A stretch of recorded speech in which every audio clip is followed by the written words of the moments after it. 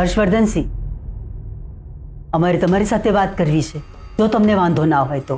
ભલે હું તમને બહાર ના કહેતો હોઉં, પણ વડીલોને આદર તો આપું જ છું. એટલે બોલો, શું વાત કરવી છે? કાલે અમે બહાર ગયા હતા એટલે કેસરને પ્રશ્ન થયો હતો કે અચાનક રાત્રે અમે બહાર કેમ ગયા હતા. કદાચ એ પ્રશ્ન તમને પણ થયો છે. ના, કારણ કે તમે એક સ્વતંત્ર દેશના સ્વતંત્ર નાગરિક છો. તમે ગમે ત્યારે ગમે ત્યાં જઈ શકો છો.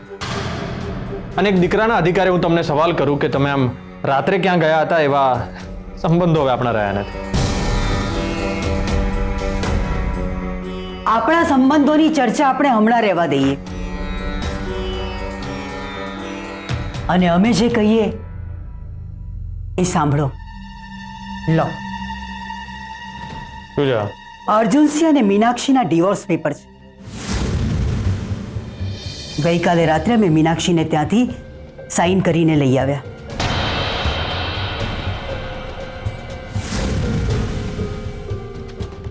એટલે કાલે રાત્રે તમે મીનાક્ષીને ત્યાં હતા? ના ના, અમે મીનાક્ષીને ત્યાં નહોતા ગયા. અમે આપણા વકીલ ચોકસીની ઓફિસે ગયા હતા અને મીનાક્ષીને ત્યાં જ બોલાવી લીધા અમે અને ત્યાં પેપર પર સાઈન કરાવી. તમને જો ડાઉટ હોય તો ચોકસીભાઈને ફોન કરીને પૂછી શકો છો. ના, હું કઈ એવા પોલીસ ઓફિસર નથી તો આ બધી ઇન્ક્વાયરી કરીશ. પણ મને સવાલ એ થઈ રહ્યો છે કે તમે આ બધું મને કેમ કહી રહ્યા છો? સત્ય શું છે એ ઘરમાં કોઈકને તો ખબર હોવી જોઈએ ને, અને તમારા સિવાય બીજા કોઈને કહેવું એ અમને યોગ્ય ના લાગ્યું. અને એમ પણ કેસરે અમારી ઇન્ક્વાયરી શરૂ કરી દીધી છે. તો એની ડ્યુટી કરી રહી છે અને ઇન્ક્વાયરી કરવી એનું કામ છે. હશે, પણ મુદ્દાની વાત કરીએ. મીનાક્ષીના કેસમાં અમારો કોઈ જ હાથ નથી. ઠીક છે, તો તમારી વાત થઈ ગઈ હોય તો હું જાઉં?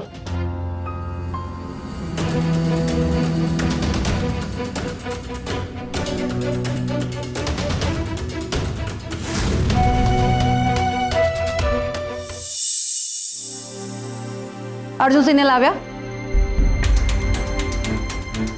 જાઓ, મારા માટે ચાલી આવો.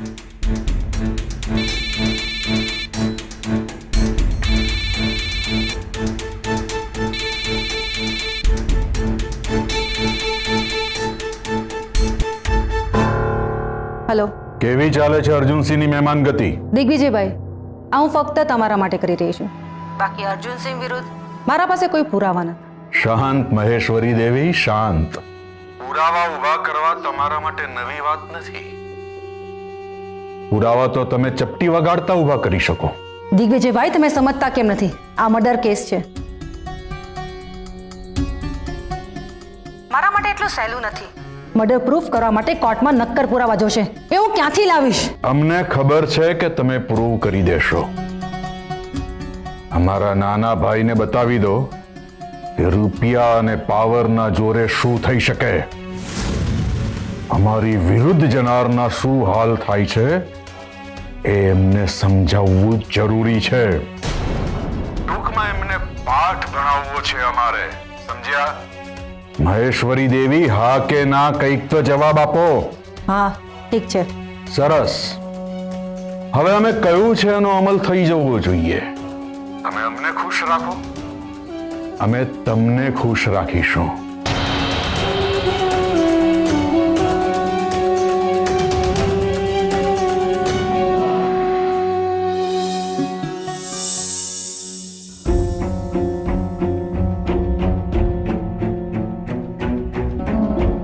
અર્જુનભાઈ ફોન કેમ નથી ઉપાડતા?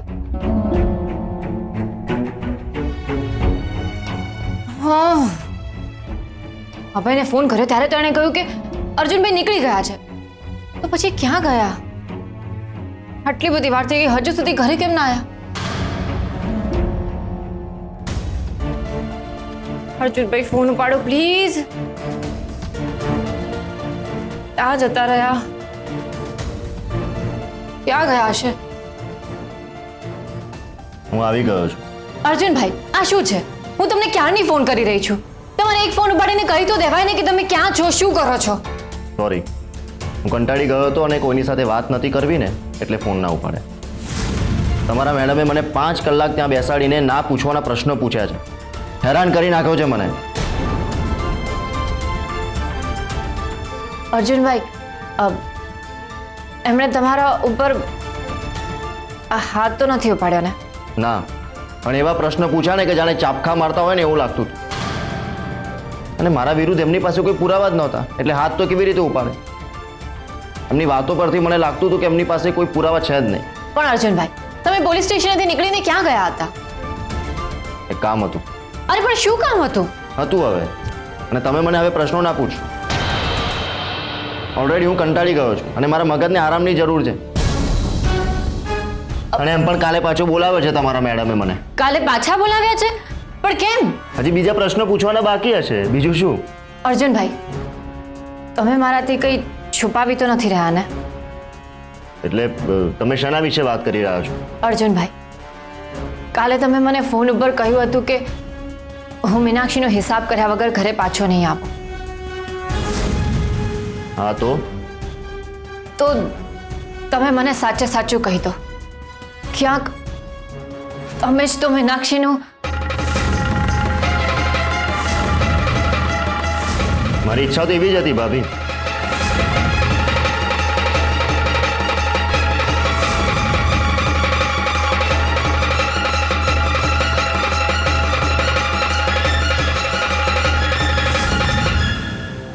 ના, તમે હમણાં અર્જુનભાઈ સાથે વાત કરવાના જ હતા. એમનો જરાય મૂડ નથી અને થાકી પણ ગયા છે. ઠીક છે, આજો. આ શું છે? Divorce paper. મીનાક્ષી અને અર્જુનના ડિવોર્સ પેપર. શું? મીનાક્ષીએ સહી પણ કરી છે આની ઉપર. અમરબા અહીંયા ગયા હતા. બંને જણ ચોકસી વકીલના ત્યાં મળ્યા હતા અને ત્યાં જ મીનાક્ષીએ સહી કરી.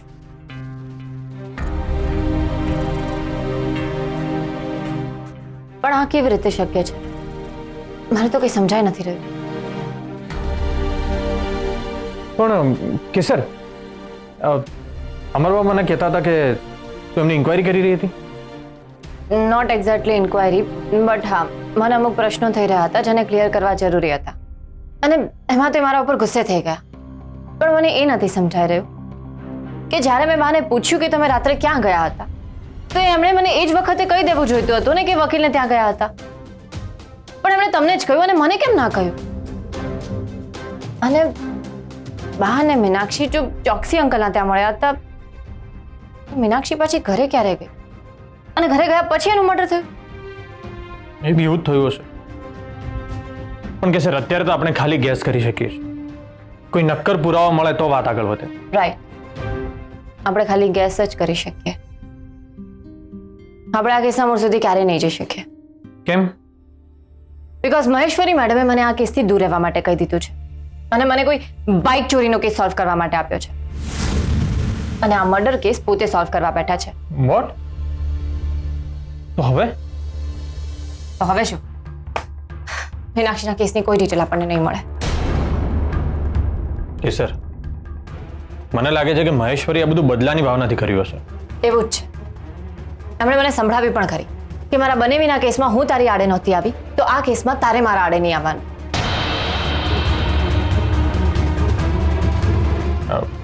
કે સર, મને એમ કે મહેશ્વરીએ તને કહ્યું કે આ કેસમાંથી દૂર રહેવાનું ને તે એની વાત માની પણ લીધી. ના, એટલે તું ક્યારથી સિનિયરના ઓર્ડર ફોલો કરવા લાગી? એક મિનિટ, આ તમે મને કહી રહ્યા છો? તમે જેણે આખી લાઈફ રૂલ્સ એન્ડ રેગ્યુલેશન પ્રમાણે કામ કર્યું, ઓલવેઝ સિનિયર્સના ઓર્ડર્સને ફોલો કર્યા, એ વ્યક્તિ મને આ વાત કહી રહી છે? હા, કારણ કે હું તો હર્ષવર્ધન છું અને તું કેસર છે. એટલે કેસર અને હર્ષવર્ધનના રૂલ્સ એન્ડ રેગ્યુલેશન અલગ અલગ હોઈ જ શકે. અને તું તો જાણે એ રીતે વાત કરી રહી છે કે તે આજ પહેલા ક્યારેય આઉટ ઓફ ધ બોક્સ જઈને કોઈ કેસ સોલ્વ કર્યો જ નથી. હા, એટલે મેં તો એવું કર્યું જ છે. તો પછી હવે પ્રોબ્લેમ શું છે?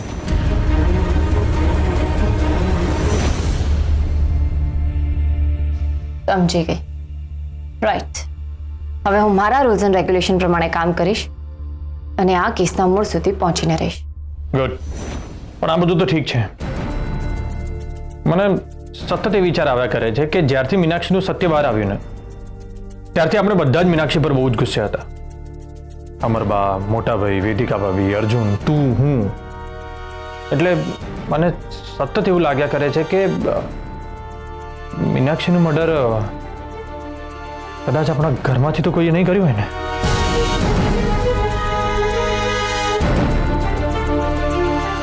આજે મીનાક્ષીનો ફૂલ એન્ડ ફાઇનલ હિસાબ કર્યા વગર હું ઘરે નથી આવવાનો. એને જડમૂળમાંથી નાશ કરવી જરૂરી છે. મીનાક્ષીએ પણ આ બધા રૂપિયા અહીંયા જ મૂકીને જવાનું છે.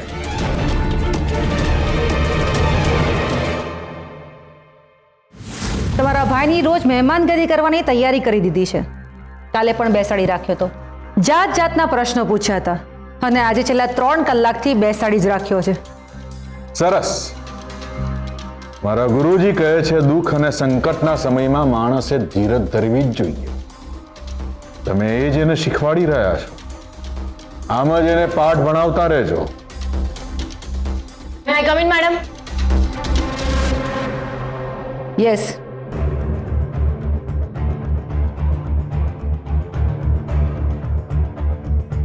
દિગ્વિજયભાઈ, તમે અહીંયા? હા, અમે. કેમ? ક્યારેય અમને જોયા નથી તમે અહીંયા? કોઈ પ્રોબ્લેમ છે તમને? પાલતુ પંચાયત ના કરીશ. તને દેખાતું નથી અમારી ઇમ્પોર્ટન્ટ મીટિંગ ચાલી રહી છે? ઓહ, એટલે મીનાક્ષી મર્ડર કેસની ઇમ્પોર્ટન્ટ મીટિંગ ચાલી રહી છે એમ ને?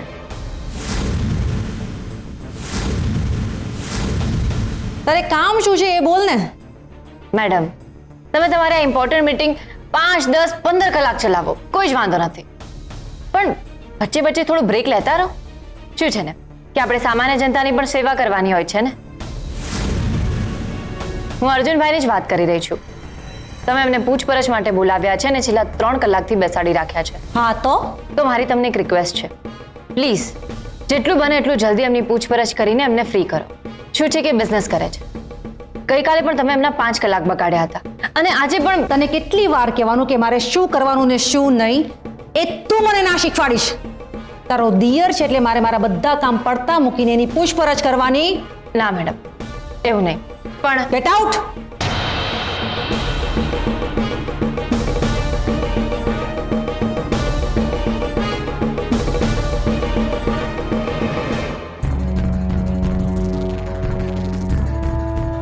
મેડમ, તમે મને મીનાક્ષી મર્ડર કેસની પેરેલલ તપાસ કરવાનું કીધું હતું, એના ઉપર મેં વિચાર કર્યો છે.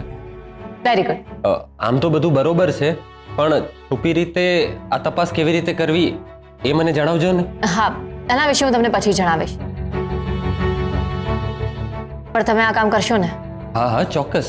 ઓકે, તો આના વિશે આપણે વાત કરતા રહીશું. ઠીક છે. સૌથી પહેલા તમે મને એ કહો કે મીનાક્ષીનો પીએમ રિપોર્ટ આવી ગયો છે? હા. શું આવ્યું છે એમાં? મેડમ, રિપોર્ટ પ્રમાણે એનું મર્ડર રાત્રે 11 થી 12 ની વચ્ચે થયું હતું. અને મીનાક્ષીનો મોબાઈલ મળ્યો હતો ને, એમાંથી કંઈ મળ્યું? મોબાઈલ હજી અનલોક કરવા આપ્યો છે, કાલે આવશે એવી જાણકારી મળી છે. અને મર્ડર વેપન મળ્યું? એ નથી મળ્યું.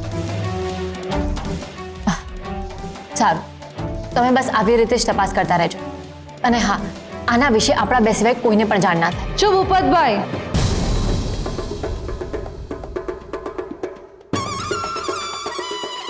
આમ તો તમને ઘરે જવાની બહુ જ ઉતાવળ હોય છે, અને જવા માટે કહ્યું તો અહીં તમારા ફેવરેટ કેસર મેડમ સાથે ગપ્પા મારવા બેસી ગયા. ના ના મેડમ, ગપ્પા નતા મારતા. હા, બાઇક ચોરીના કેસ વિશે વાત કરતા હતા. મારી સામે ઓવર સ્માર્ટ બનવાની જરૂર નથી, તમે છો પણ નહીં. અરે મેડમ, સાચે જ અમે બાઇક ચોરી વિશે જ ડિસ્કશન કરતા હતા. એ કેસ સોલ્વ કરવો પણ તો ઇમ્પોર્ટન્ટ છે ને. તમે બંને તાબડતોબ ઘરે નીકળો, તમારો સમય થઈ ગયો છે ને. મીનાક્ષીનો પીએમ રિપોર્ટ ક્યાં છે? ખબર નહીં, તમારા ટેબલ ઉપર કદાચ મૂકી હશે. તમને કંઈ જ ખબર નથી હોતી. મજાક કરો છો કે નોકરી?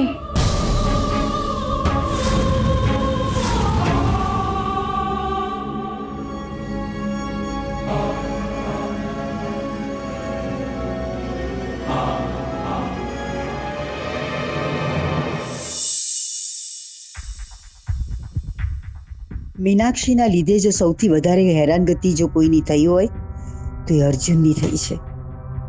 અને એમને મીનાક્ષી પ્રત્યે પણ એટલો જ ગુસ્સો છે. ખોટી પ્રેગ્નન્સીનું નાટક કરી એમની સાથે લગ્ન કર્યા. પછી બાળક મરી ગયું એનો આરોપ કેસર પર મૂકી અર્જુનસિંહ અને કેસરના સંબંધોમાં તણાવ ઊભો કર્યો. એના લીધે અર્જુનસિંહ અમારા એકલા પડી ગયા. ઉપરથી મીનાક્ષી રોજ એમને મેણાટોણા મારતા. આ બધું અર્જુનસિંહ કોઈને કહેતા નહોતા, મનમાં જ ભરી રાખતા હતા. ક્યાંક આ બધા ત્રાસથી કંટાળીને અર્જુનસિંહે મીનાક્ષીનું મર્ડર તો નહીં કર્યું હોય ને? કારણ કે તે દિવસે જ્યારે અમે મીનાક્ષીને મળીને પાછા આવતા હતા ત્યારે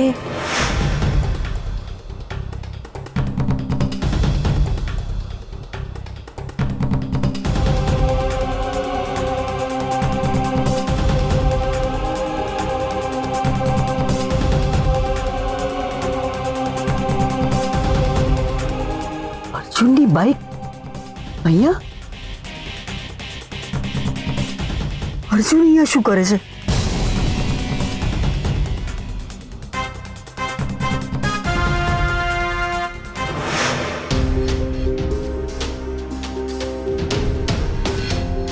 અર્જુનસિંહ જરા ગરમ મિજાજના છે, પણ એ આવું ક્યારેય કરે નહીં. એમને જ્યારે ધાબુ ખોલવું હતું ત્યારે અમે ના પાડી હતી. ત્યારે એમણે આ ઘર છોડીને ચાલ્યા જવાનો નિર્ણય લીધો હતો. હર્ષવર્ધનસિંહ અને દિગ્વિજયસિંહ શું કરી શકે અને શું નહીં એ અમે ચોક્કસપણે કહી શકીએ છીએ. પણ અર્જુનસિંહ વિશે અમે કાંઈ નથી કહી શકતા. એ રાત્રે જ્યારે અમે મીનાક્ષીને મળીને આવ્યા અને અમે અગાશીમાં ઊભા હતા ત્યારે અમે અર્જુનસિંહને જોયા હતા.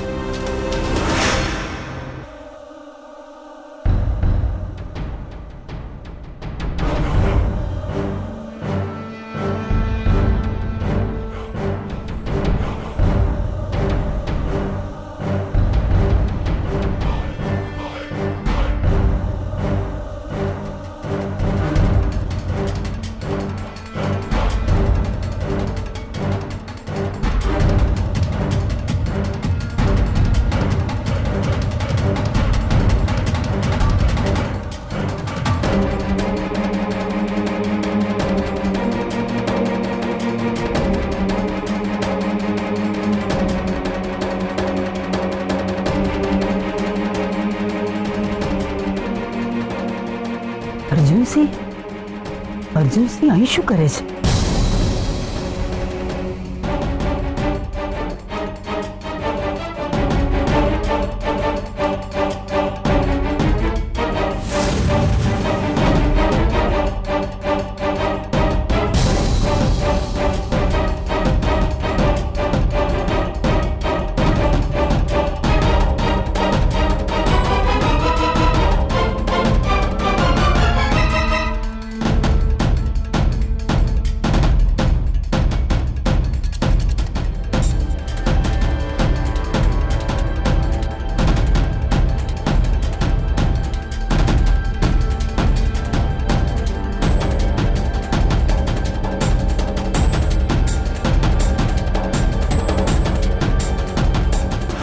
પોલીસને પણ અર્જુનસિંહ ઉપર શંકા છે અને એટલે જ એમને વારે ઘડીએ પૂછપરછ માટે બોલાવે છે. અર્જુનસિંહ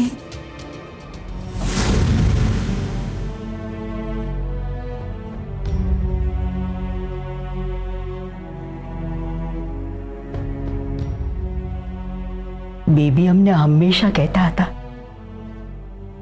કે તમે સ્વભાવના બિલકુલ અમારા જેવા જ છો.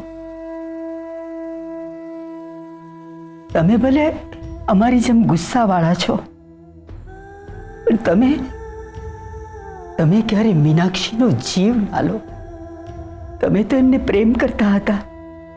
ભૂલ થઈ ગઈ અમારી કે તમારા વિશે અમે ખોટું વિચારી રહ્યા હતા. અમે તમારી સાથે ક્યારેય પ્રેમથી વાત નથી કરી. તમને ક્યારેય અમે લાડ નથી લડાવ્યા. લાડ હંમેશા અમે હર્ષવર્ધનસિંહના લડાવ્યા.